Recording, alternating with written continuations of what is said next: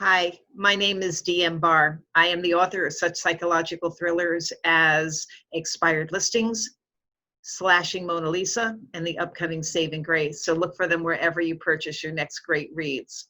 In this edition of Author Groupie, I'm going to be interviewing Kathleen Kalb. If that name sounds familiar, it's because she is the weekend anchor on WINS All News Radio, a station that I grew up listening to. She's embarked onto a fiction career, and she's going to be talking about her latest novel, as well as the challenges of getting to this point and what it's like to release a book during a pandemic, especially a debut book. So sit back, enjoy, and as always, please stay safe. Welcome to another edition of Author Groupie. Today's guest is Kathleen Marple Kalb, who describes herself as an author, an anchor, and a mom, but not necessarily in that order. Kathleen, whose debut novel, A Final Finale, was released by Kensington in late April, grew up in front of a microphone and a keyboard. She started her radio career as a teenage DJ at a small station in her hometown of Brookville, Pennsylvania. And despite a brief flirtation with advanced study in history before taking her BA at the University of Pittsburgh, she worked her way up through newsrooms in Pittsburgh, Vermont, and Connecticut to New York. On her first day at KDKA, she accidentally hung up on a U.S. senator. I hope it was a good one. And her broadcast was a good guy. Okay. Her broadcast was a good guy. Because I'd hang up on most of them now, but that's another story. That was a long time ago. Her broadcast career went significantly better after that and included a number of regional Edward R. Murrow Awards in Vermont, and her current post as a weekend morning anchor at 1010 WINS, which I grew up listening to, New York's top all-news station. At age 16, she wrote her first historical novel, which was never published, though a couple of editors actually read it, which is a coup in itself. And while she writes reams of news copy at work, fiction was firmly in her past until her son started kindergarten, when she decided to take another try. She lives in Connecticut with her husband, a fellow journalist and professor, their young son, a neurotic cat, and many, many boxes of Legos. So welcome, Kathleen. Pleasure to have you. Delighted to be here. Thank you. I'm going to start with, as an intro, A Final Finale is set in New York during the Gilded Age. Yes. And features a swashbuckling opera singer named Ella Shane, who solves mysteries with her, quote, confirmed bachelor cousin Tommy, colorful friends, and an adoring swain, the Duke. Now, you've described Ella Shane as part Beverly Sills, part Anne of Green Gables, and part Errol Flynn. Can you explain that and what inspired that combination? Well, actually, very early several months ago, I was doing my first interview ever on the other side of the microphone about Ella, and it occurred to me that I had to find a, kind of catch-all way to describe her that made sense to people. And Beverly Sills was an opera singer, also a famous kind of feisty Jewish opera singer who also ran an opera company, which made sense for Ella. Anne of Green Gables is a poor orphan who ended up having a very nice life, and by the way, married a guy named Gilbert. The Duke's first name is Gilbert. I'm not giving anything away. And Errol Flynn, of course, is the swashbuckler, the symbol of swashbuckling heroes. Although I don't say this in the little blurb, but we should mention, without Errol Flynn's nasty habits. Ella's a very respectable lady, and she's not out there, doing stuff. Fair enough. Now, she's also part Irish, part Jewish, and an orphan, as you said. How does that combination and those cultures play into your story and into your characterization and motivation? Very much so. Ella, as you read the book, and actually this has been kind of an issue. This was an issue as I was trying to sell the book before I signed with the agent who I have now. Some people wanted her to like the person who died, the young singer who died, who was a little upstager and all this stuff. And they had a hard time with the idea that she didn't like the girl, but she still got involved in trying to find out what happened to her. Mm-hmm. And the reason she does that is because she has this very strong ethical core that was instilled in her by her Jewish mother. And her mother wasn't especially observant or religious, but what her mother said, and Ella says this in the book, is that on the holiest day, on Yom Kippur, we have to make it right with people. It's not enough to tell God you're sorry. You have to make it right with the people you hurt. Mm-hmm. And Ella feels to some degree that she let this girl down by her dying however she died, because at the beginning we're not sure how she died. it turns out to be a murder mystery, because otherwise why would we be here?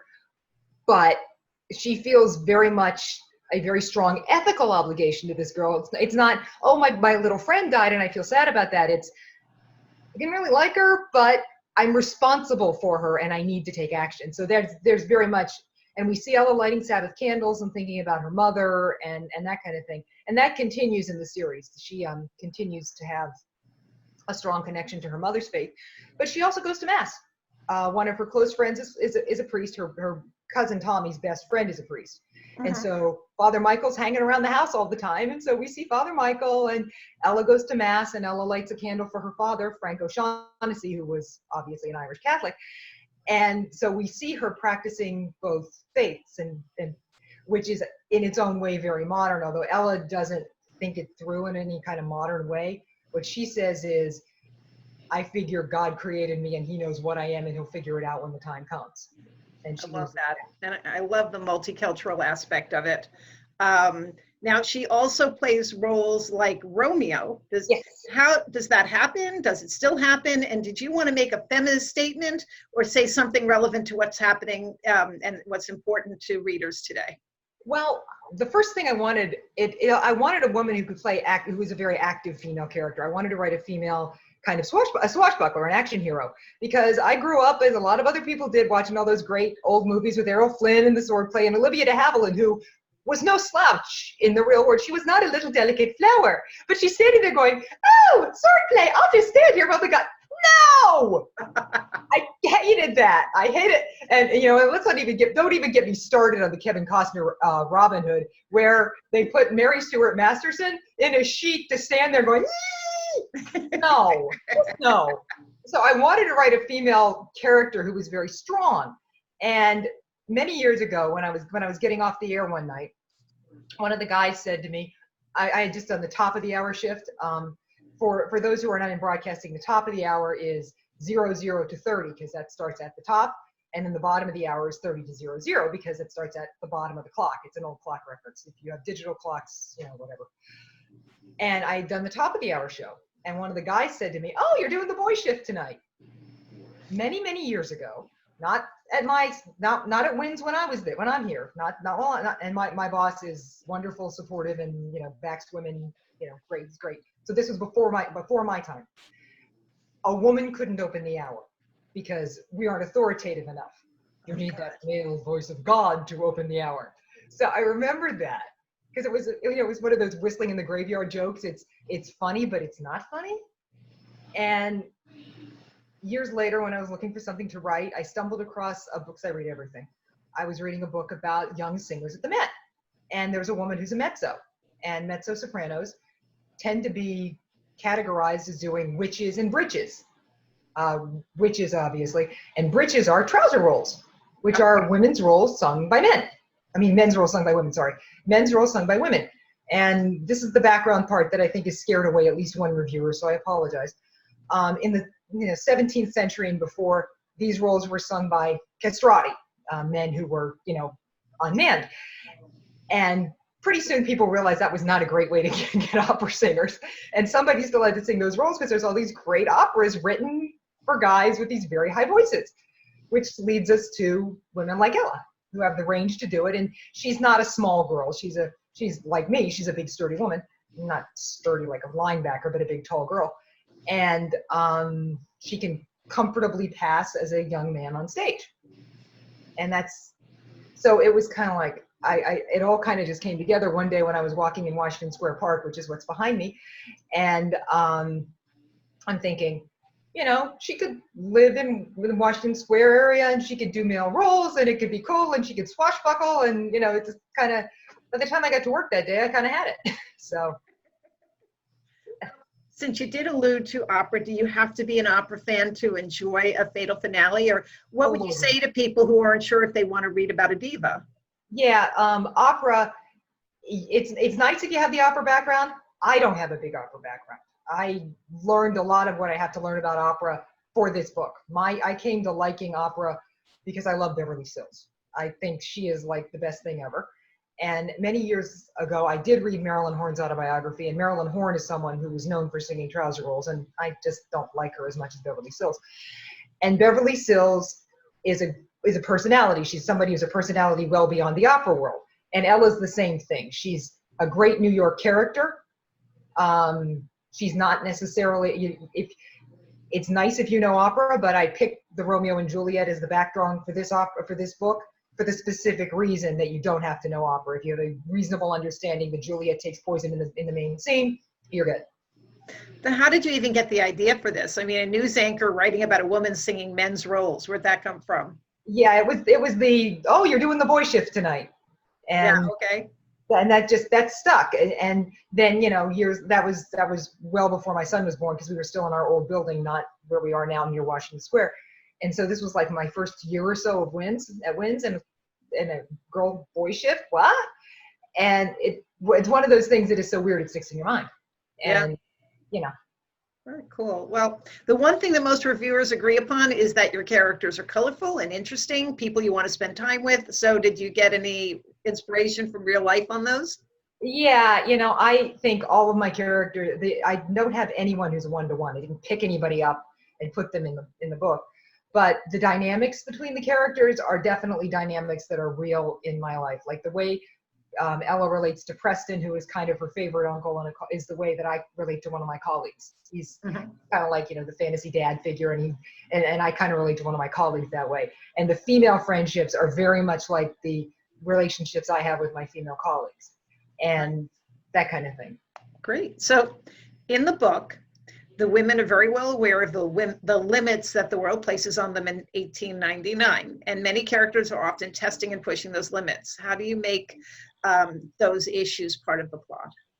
Well, I think they're it's very, you can't write a book in 1899 without addressing the fact that women lived in a much different world than we do now. And we have there's kind of a snapshot of different women at different stages in their life throughout the book. The main female characters are all kind of different things. There's Marie, the other singer, who is essentially a working mother because she has, and I picked this up from Beverly Sills, she can sing one particular part that is extremely difficult that nobody else can sing. So she can have a very happy life with her kids, go sing the Queen of the Night, and then come home and be with her kids until she feels like doing it again. And then we have Hetty, who is unmarried and wants to have a career as a writer and a journalist, and she just keeps running into obstacles. Her editor, there are two women on her newspaper, and her editor thinks that women are there to write about hats and purses.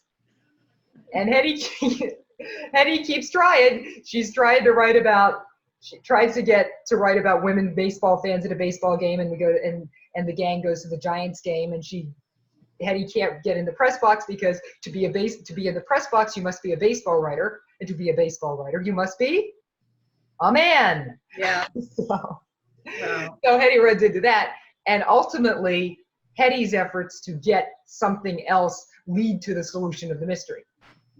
Ella brings her in to help find out what's going on, and that leads to it. So what I tell people in a sneaky way is, if I'm talking about social issues and how unpleasant it is to be female, or addressing a social issue or something, chances are pretty good I'm burying some clues that you might want to pay attention to.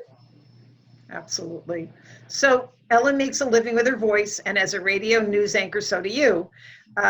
Did your work give you some insight into the performance and vocalization scenes? Yes. I don't sing. It's strongly suggested by everyone who knows me, who has ever heard me attempt to, that I do not do that. That is a very bad thing. Yeah. But vocal production, you're using the instrument. And so it's not unusual if I'm listening to somebody on TV, for example, to say to my husband, who's also in the business, she's screaming at the top of her range, which, the vocal range. And so I know about that from production, and how producing my voice feels, and how it should feel when you're producing your voice properly. So I'm able to kind of transfer that to an opera singer and speak with some level of credibility.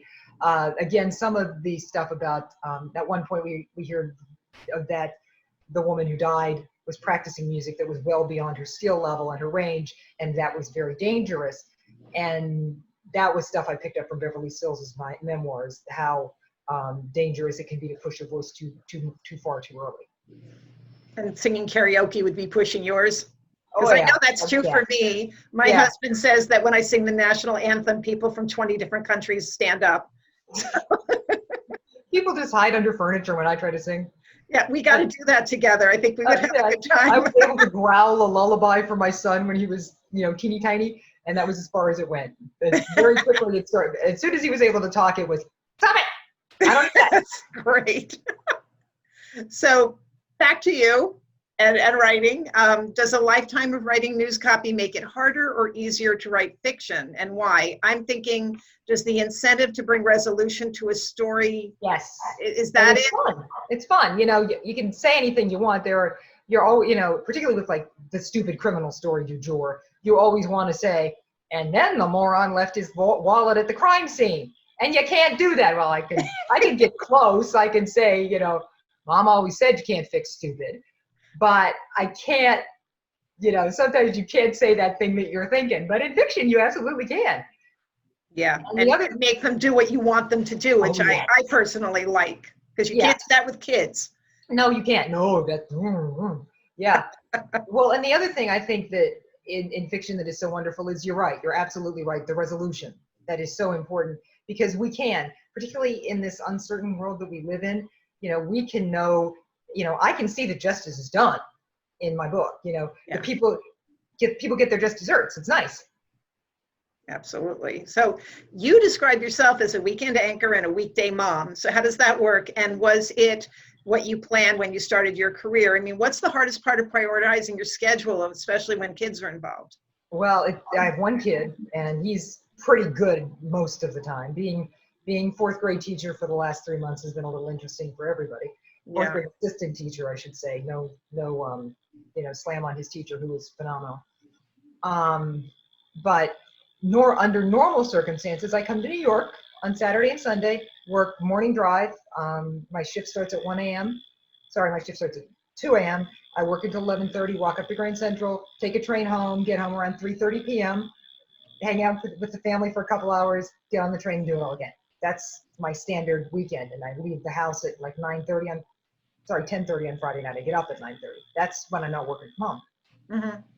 And so normally the only thing that is an issue is that I might be tired on Monday or Tuesday when the weekend ends. And I'm often tired. I mean, I joke with the other mothers in the pickup pen that I'm not impaired. I'm not doing anything I shouldn't be doing. I worked all weekend. Please speak in words of one syllable so I don't make a complete moron of myself. Because you're tired, and more so than most people, because I literally sleep for maybe 3 hours a night on the weekends in order to be able to commute. Yeah. So you've also had a pretty long journey to publication, and you started your first novel as an adult when your son started kindergarten, and he's in fourth grade now. So what happened during those years? Well, first, the story of the 200 plus rejections over 3 different projects. I have a friend who likes to remind me that I shouldn't say just 200 rejections because it makes it sound like Finale is a dog, which it's not, obviously, or we wouldn't be here. But that was 3 different projects. And the first one was actually a mystery set in a radio station in Vermont. And we got close. I got close with that, but it didn't happen. And then some family health issues intervened. And so at one point, I'm sending out queries and getting rejection letters in the waiting room waiting to make sure I'm waiting for my husband to get his treatments. And it puts a whole different perspective on things. And then finally, I connected with the perfect agent for this project, who is an opera expert and who likes historical stuff, and it clicked. But it was 3 years. It was 3 long years. Yeah, but you ended up with a great publisher. I did. I love Kensington. They are phenomenal, and they know their stuff. Yeah, it's really nice to be with people who know what they're doing. Yeah. Now you mentioned just now, and you also put it in the acknowledgments of your book, you thank several doctors and your husbands and your own, and you've been pretty open about the fact that much of this process happened during a family health crisis. How did that inform the whole grind of querying, submission, and rejection? What was it like when you got signed and got that deal? Yeah, it was during the process. Sometimes it was, the one that form rejection was the last straw on a bad day. And other times it was like, oh, you don't like my little book? Well, let me tell you where I am right now and what I'm doing. Yeah. But ultimately, I mean, what I when I got the call from Eric, my agent, that Kensington wanted this, I mean, I managed to get off the phone before I started crying, barely, because it was just such stupid relief. It wasn't that I was sad. I was just so stupidly relieved that we were here and this was great and this was gonna happen. It was amazing. And I was so excited that, you know, Kensington got it and wanted it, because there were any number of other people along the way who didn't get it and obviously didn't want it because they didn't get it. So it was wonderful. Yeah. So you said that your journalism background gives you a particular perspective and guidelines and standards involved in querying, and it's really about showing respect to the people you hope to be working with. Do you want to expand on that? Yeah, I mean, I think that sometimes people think that agents and publishers have these, you know, it must be, you know, 12-point Times Roman and it must look a certain way and it must be readable, whatever, and that they're doing that to torment future writers or be you know, big mean gatekeeper, whatever. It's actually, as somebody in journalism where there are only a limited number of us who have survived, radio particularly is very insular because there are only a limited number of us who are still doing it at this level. Right. We're very careful and respectful of each other, and to some degree, I wouldn't say clannish, that's a negative, but it's a close group, and we are very, and you have to, we are very good to our colleagues, and we want to know that anybody that we're going to let into our group is going to be good to us. It's going to be somebody we want to work with. Sure. And by abiding by the query guidelines, and you know, you send the letter in the way that they ask for it, and you know, format things the way they ask for it, and you know, you respond in the, all what you're really doing is saying, I'm a good colleague, you want to work with me. I'm a person you want to work with. And I don't think that's a bad message. I find that agents and publishers just want to be treated like people too. I think sometimes when you're a new writer, you're treating them like God. And I had sent out a query, and then I decided to rewrite the whole book, and I wrote back to them and said, look, can you ignore that query? I know it's, you know, you're never supposed to write and send something that's not done, but I've added this epiphany. And so many people said, no problem, we're happy to look at it again. And I think a lot of people would have been terrified. I was so gratified at how human people were. Absolutely. You were human to them. Yeah, I had some points along the way where with other agents who are not mine that I sent something and they said, well, do you have something else? And I said, no, well, not this. I mean, I've got this. What do you think? Because I had 3 different projects out at one time. And, you know, and in several cases, the answer was, well, that's really not for me. And I'm sorry, because I'd really like to work with you, but that's just not it. And, you know, keep me in mind if you got something else. And it was very, people, they're much more collaborative than you think they are. Yeah, I think people have to realize they're not gods. Just treat them like people, but treat them respectfully. Well, yeah, and it's the way you'd want to be treated. I mean, it comes back to the same thing, you know. Yeah, of course. Now, 200 rejections, 3 projects, you've gotten Kensington, everything's going great. You've got your publication date, Corona-19 happens, and you're supposed to come out right in the middle of the pandemic. So how'd that all go? Wow. I had, and I'm not like saying, you know, poor little me, because obviously where we are today, there's no such thing as poor little me. I'm here. That's all that matters. You know, I'm here. My family's healthy, and I have colleagues who are not able to say that. And thank God we're all here.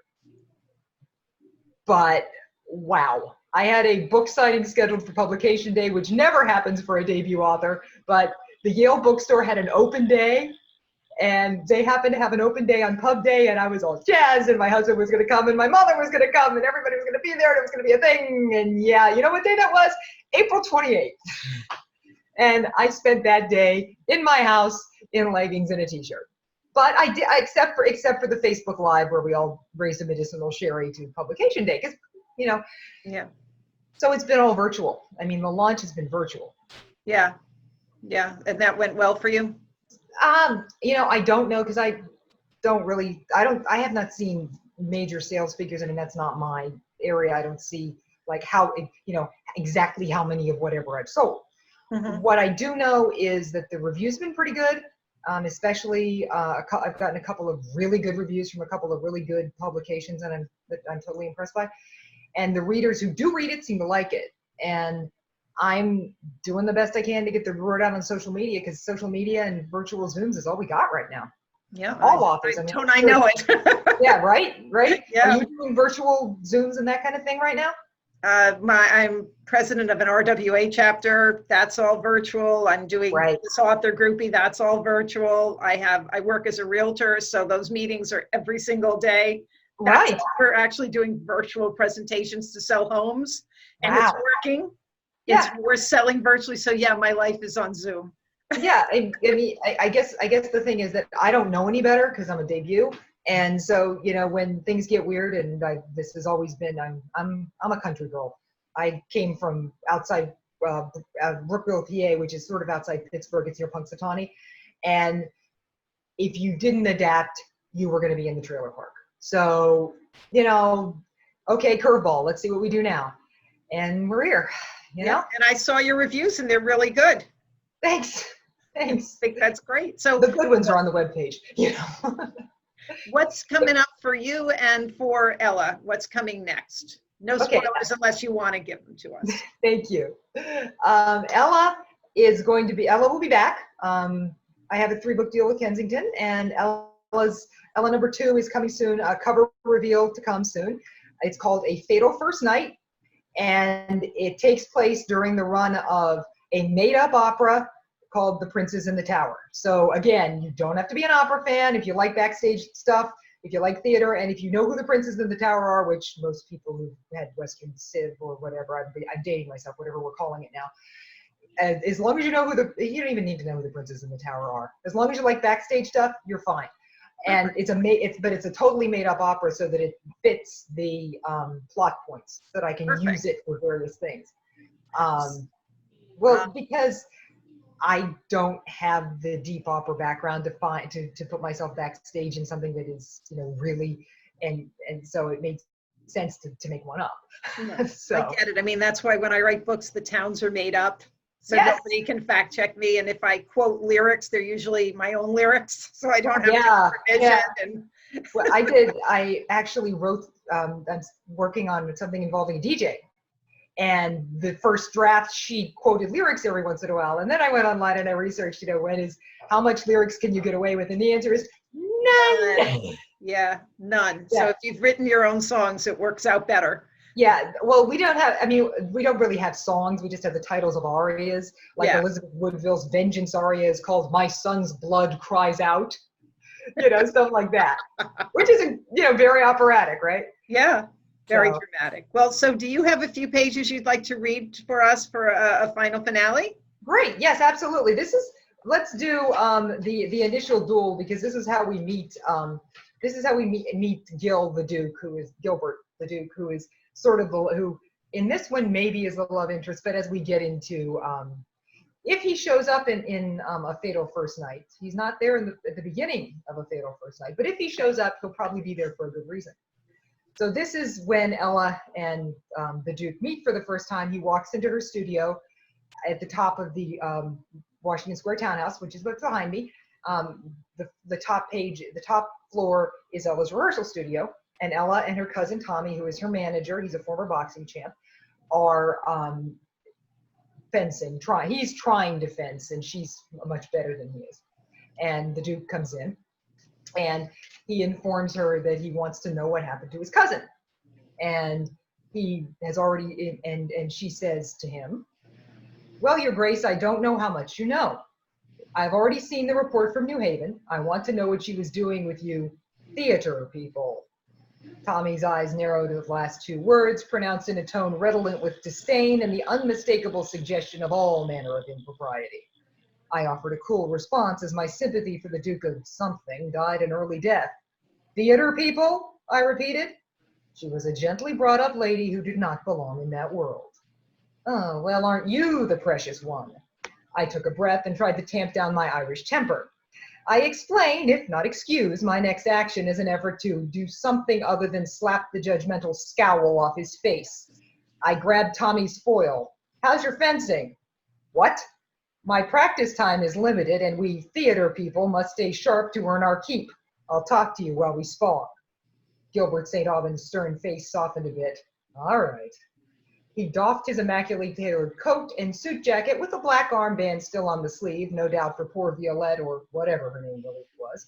I had no compunction about taking a good look at him, and was not disappointed with what I saw. I may be a proper maiden lady, but I do appreciate the well-assembled male form, especially in a nicely fitted gray waistcoat, neat white shirt, and dark trousers. I tossed him the foil, and he dropped it. Good thing we're fencing and not playing baseball, I observed, carefully not snickering in case it were a feint. St. Aubin, who would now have been the late lamented himself if this had been an actual duel, gave me a wry and rather appealing shrug. I have not been on the field of honor in a while. Well, let's see what you've still got. En garde. And from there they fence.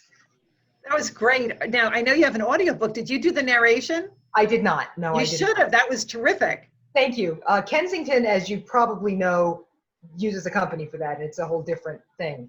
Yeah, but And- you were great. You could be doing that. Thank you. Thank you. Well, it's So- also easier when you're the writer, as you know. I'm sure you do readings, and it's easier. Yeah, I do readings, but it doesn't sound as good as yours. You're a natural with that. So sounded wonderful. I'm buying a copy. I think everybody out there should buy a copy. Thank you. Absolutely. And thank you so much for spending time with me today, Kathleen. Thank you. I wish you best of luck with the release and with your writing career and broadcasting endeavors. Wonderful. As always, stay safe. Yes, and you too. Thank What you. I always say to my friends, safe and well till next time. Absolutely. Thank you. Thank you.